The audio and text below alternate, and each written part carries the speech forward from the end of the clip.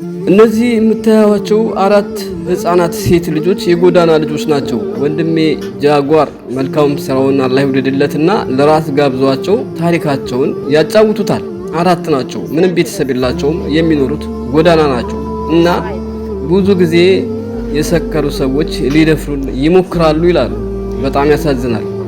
ይሄንን እያነሳውላችሁ ያለሁት እኛ ኢትዮጵያ ውስጥ ያለን ሃይማኖተኛ ነን የምንል ሰዎች አለን። ግን ኢትዮጵያ ውስጥ ግን ሃይማኖተኛ ሰው አለ?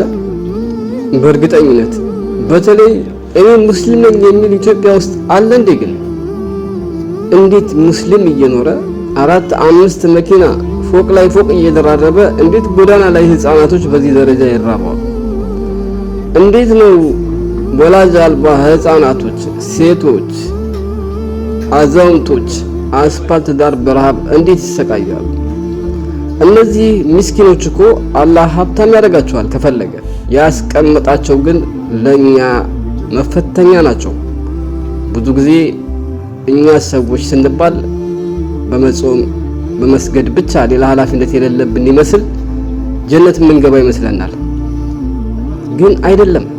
ነገሩ እዝነትም ጭምርት ሊኖርብን ይገባል። ረህማ መኖር አለበት። እነዛ ምስኪኖች በየጎዳናው ላይ ያሉ ምስኪኖች ህፃናቶች ለኛ መፈተኛ የተቀመጡ ናቸው።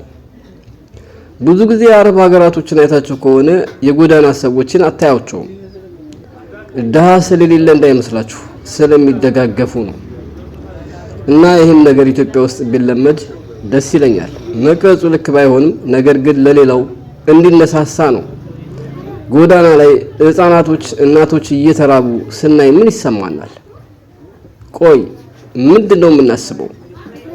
ሙስሊሞች እየታላችሁ ሙስሊም ስለሆኑ ብቻ ሳይሆን ሌላም እምነት ተከታዮች እንዴት እኛ እያለን ይራባሉ የሚል ነገር አይመጣላችሁም? ዱንያ እኮ ቀሪ ነች፣ አትረባም።